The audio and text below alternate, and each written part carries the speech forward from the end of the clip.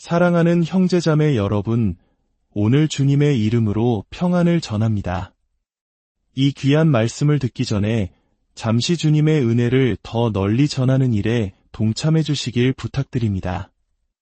이 채널에 구독과 좋아요를 누르시는 여러분의 작은 손길이 하나님의 위로와 힘이 필요한 또 다른 영혼에게 이 말씀을 전달하는 귀한 통로가 됩니다. 여러분의 삶에 하나님의 축복이 가득하기를 기도하며 이제 함께 말씀 속으로 깊이 들어가 보겠습니다. 오늘 여러분에게 묻고 싶습니다. 당신의 삶을 지탱하는 힘의 근원은 무엇입니까? 만약 아직 그 답을 찾지 못했다면 우리는 아주 시급하게 그 답을 찾아야만 합니다. 만약 당신의 힘의 근원이 바로 옆에 앉아있는 그 사람이라면 당신은 평생에 걸쳐 깊은 실망감을 맛보게 될 것입니다. 인간관계는 우리에게 기쁨을 주지만 영원한 반석이 되어주지는 못하기 때문입니다. 만약 당신 힘의 근원이 통장 잔고에 찍힌 숫자들이라면 어떻습니까? 인생에는 돈으로도 결코 해결할 수 없는 거대한 파도가 반드시 밀려옵니다. 그때 우리는 깨닫게 될 것입니다. 순자산이라는 것이 자존감의 토대가 되기에는 얼마나 허무하고 보잘것없는 것인지를 말입니다. 만약 다른 사람의 시선이나 평가 혹은 매일 아침 달라지는 건강 상태가 당신 힘의 근원이라면 당신의 삶은 바람 앞의 촛불처럼 늘 흔들릴 수밖에 없습니다. 오늘 우리는 이사야 선지자의 말씀을 통해 진정한 힘의 근원을 발견하고자 합니다. 이사야서 28장 6절은 이렇게 말씀합니다. 재판석에 앉은 자에게는 정의의 영이 되시며 성문에서 싸움을 물리치는 자에게는 힘이 되시리로다. 하나님을 당신의 힘의 근원으로 삼는다는 것은 그분을 전적으로 의지한다는 뜻입니다. 시편의 한 기자는 이렇게 노래했습니다. 내가 산을 향하여 눈을 들리라.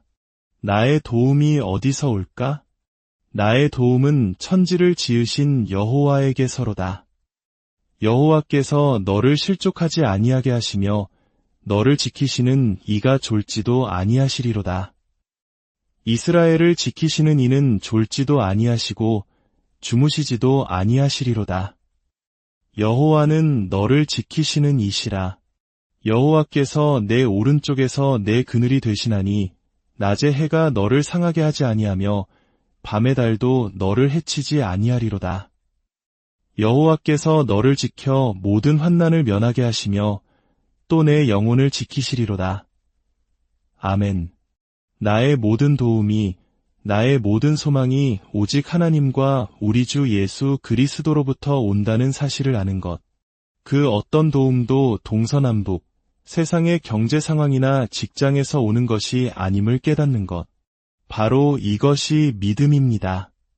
지금 이 순간 하나님께서 당신의 든든한 버팀목이심을 믿으신다면 마음으로 주님께 영광의 박수를 올려드리십시오. 당신의 인생 모든 계절 속에서 하나님이 힘의 근원이심을 고백한다면 자리에서 일어나 주님을 찬양하십시오. 인생의 그 어떤 흉년 속에서도 우리에게는 예수라는 이름의 가장 좋은 친구가 있습니다. 그분만이 우리의 진정한 힘의 근원이십니다. 이사야 선지자는 계속해서 말합니다. 그날에 만군의 여호와께서 자기 백성의 남은 자에게 영화로운 관, 아름다운 화관이 되실 것이라. 여기서 화관과 남은 자는 무엇을 의미할까요? 화관은 단순히 장식품이 아닙니다. 그것은 승리를 상징합니다. 놀랍게도 이사야는 곧 끔찍한 패배를 경험할 백성들에게 승리를 선포하고 있습니다. 당시 북이스라엘 왕국의 가장 찬란한 보석이었던 사마리아는 아수르 제국의 침략을 목전에 두고 있었습니다. 하나님은 그들의 보호막이 사라졌으며 이제 패배의 계절을 맞이할 것이라고 경고하셨습니다. 그런데 바로 그 순간 힘의 근원이 되겠다고 약속하시는 동시에 패배의 한가운데서 승리를 말씀하십니다. 그날에 만군의 여호와께서 자기 백성의 남은 자에게 아름다운 화관이 되실 것이라. 하나님께서는 남은 자들에게 승리의 화관이 되어 주시겠다고 약속하십니다. 화관이 승리를 상징한다면 남은 자는 말 그대로 모든 것을 잃고 남겨진 이들을 의미합니다.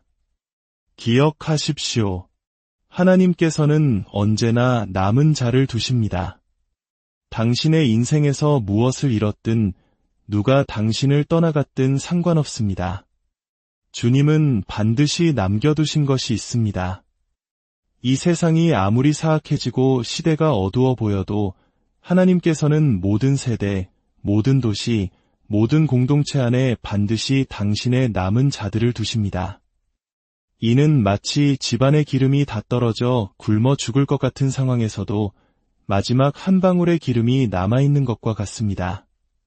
수천 명의 군중이 굶주릴 때 한 어린아이가 가진 보리떡 5개와 물고기 2마리가 남아있는 것과 같습니다. 그리고 그 작은 남은 것이 주님의 손에 들려질 때 기적은 시작됩니다. 수많은 군사들이 떠나갔을 때에도 기드온에게는 300명의 용사가 남아있었습니다. 그리고 하나님은 그 남은 자들과 함께 위대한 승리를 이루셨습니다. 하나님께서 말씀하십니다. 나는 내가 잃어버린 것에 얽매이지 않는다. 나는 남은 것을 축복할 것이다. 잃어버린 것을 슬퍼하며 울지 마라. 내가 너에게 남은 것을 축복하리라. 사랑하는 여러분, 지금 당신에게 남은 것을 바라보며 외치십시오. 당신에게 남겨진 재능, 당신에게 남겨진 힘, 당신에게 남겨진 친구들, 당신에게 남겨진 기회와 시간을 바라보며 주님께 감사하십시오. 하나님은 약속하십니다. 내가 떠나간 것들에 주저앉아 있지만 않는다면 내가 너에게 남은 것을 통해 위대한 일을 행하리라. 너는 남은 것만으로도 충분히 승리할 수 있다. 불시험을 통과하고도 결박당하지 않은 채 걸어나온 남은 자들은 어디에 있습니까? 주님은 바로 당신을 통해 일하기를 원하십니다. 이사야서 6절 말씀은 2가지 영적 기능에 대해 이야기합니다. 재판석에 앉은 자에게는 정의의 영이 되시며 성문에서 싸움을 물리치는 자에게는 힘이 되시리로다. 처음에는 이것이 정의의 영과 힘의 근원이라는 2가지 다른 것을 말하는 것처럼 보입니다. 하지만 말씀을 깊이 묵상할수록 이것이 한 분 성령의 2가지 기능임을 깨닫게 됩니다. 첫 번째 부분은 기준에 관한 것입니다. 하나님은 정의의 영으로서 무엇이 옳고 그른지를 결정하는 기준이 되십니다. 두 번째 부분은 힘에 관한 것입니다. 하나님은 성문에서 싸우는 자들에게 힘의 근원이 되어주십니다. 이는 우리에게 놀라운 진리를 가르쳐줍니다. 우리의 힘의 근원이신 하나님은 동시에 우리 기준의 근원이 되셔야 한다는 것입니다. 오늘 제가 던지고 싶은 핵심 질문은 이것입니다. 하나님의 기준을 받아들이지 않으면서 어떻게 그분의 힘을 기대할 수 있겠습니까? 하나님을 내 삶의 기준의 근원으로 삼지 않으면서 어떻게 그분을 내 힘의 근원이라고 부를 수 있겠습니까? 만약 우리가 옳고 그름을 판단하는 재판석을 비워두고 그 자리에 세상의 문화나 유행이 앉도록 내버려 둔다면 어떻게 될까요? 어떻게 세상의 문화에서 삶의 기준을 찾으면서 동시에 하나님께 힘을 달라고 기도할 수 있겠습니까? 세상이 가르쳐주는 방식대로 살면서 하나님의 기준이 아닌 것을 위해 힘을 달라고 구하는 것은 모순입니다. 때때로 우리가 연약함을 느끼는 이유가 바로 여기에 있습니다. 우리는 하나님께 힘을 달라고 간구하면서도 스스로 삶의 기준을 낮춤으로써 이미 힘을 잃어버렸기 때문입니다. 기준이 무너지면 원수는 홍수처럼 밀려 들어옵니다. 우리는 주님의 힘과 기쁨을 원합니다. 주의 앞에는 충만한 기쁨이 있고 여호와를 기뻐하는 것이 너희의 힘이니라. 하지만 만약 우리가 하나님의 기준을 우리의 생각에 적용하지 않고 마음이 원하는 대로 온갖 것을 생각하도록 내버려 둔다면 어떨까요? 기준을 위해서는 하나님을 찾지 않으면서 힘이 필요할 때만 하나님을 찾는다면 우리는 하나님과의 관계의 본질을 스스로 무너뜨리는 것입니다. 당신의 기준은 누가 정했습니까? 혹시 깊이 생각해 본 적도 없이 그저 물려받은 기준을 따르고 있지는 않습니까? 당신은 연예인이나 유명인들을 보며 당신의 삶의 기준을 정하고 있습니까? 대중의 관심을 받아야만 행복을 느끼는 그 불안정한 사람들이 정말 당신의 기준이 될 수 있습니까? 무엇을 듣고 무엇을 듣지 않을지에 대한 당신의 기준은 누가 정했습니까? 당신이 하나님의 기준으로 살기 시작할 때 세상은 당신을 향해 손가락질하며 말할 것입니다. 혼자 잘난 척하네. 우리보다 더 나은 사람인 척하는군. 그때 이렇게 대답하십시오. 아닙니다. 저는 단지 제 자신이 얼마나 연약한지 잘 알기에 저 자신보다 더 위대한 근원이 필요할 뿐입니다. 저는 주님 없이는 연약하고 주님 없이는 아무것도 아닙니다. 제가 싸우고 있는 이 영적 전투는 너무나 치열해서 낮은 기준으로 허술하게 살아갈 여유가 없습니다. 기준을 높이십시오. 낮추지 마십시오. 당신이 학교에 등교할 때 하나님의 임재가 그 복도를 거니십니다. 당신이 직장에 출근할 때 하나님의 능력이 그곳에 함께 하십니다. 당신은 정말 결혼도 해보지 않은 친구들이 당신의 결혼 생활에 대해 조언하는 것을 그대로 받아들일 것입니까? 내가 만약 아내가 있다면 절대 그렇게 안 할 텐데 라는 말은 들을 필요가 없습니다. 만약 내가 당신이 가진 것을 원했다면 당신이 하는 대로 했을 것입니다. 하지만 나는 더 나은 것을 원합니다. 때로는 우리의 행복에 대한 기준을 낮출 필요도 있습니다. 우리를 행복하게 만드는데 너무 많은 것이 필요하게 된 것은 아닌지 돌아보아야 합니다. 좋은 하루의 기준은 누가 정했습니까? 단 한 번의 불편한 만남 때문에 온종일을 망쳤다고 생각하는 것은 합당한 기준일까요? 어느 날 한 어르신께 어떻게 지내세요? 라고 여쭤보자 그분은 살아있지 라고 대답하셨습니다. 처음에는 제 질문에 대답하지 않으셨다고 생각했지만 이내 깨달았습니다. 그분에게는 아침에 눈을 뜨고 살아있다는 것 자체가 좋은 하루의 기준이었던 것입니다. 사랑하는 여러분, 하나님은 이 시대에 당신을 남은 자로 세우셨습니다. 교회가 어떤 모습이어야 하는지, 이 복음의 메시지가 얼마나 광대하고 능력이 있는지에 대한 기준을 다시 높이기 위해 우리를 부르셨습니다.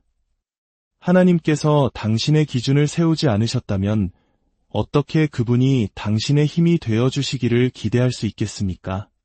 내 삶의 탁월함의 기준을 세우지 않았다면 어떻게 성공을 기대할 수 있겠습니까? 내 온 마음을 다하지 않은 흠 있는 재물을 하나님께서 축복해 주시리라 어떻게 기대할 수 있겠습니까?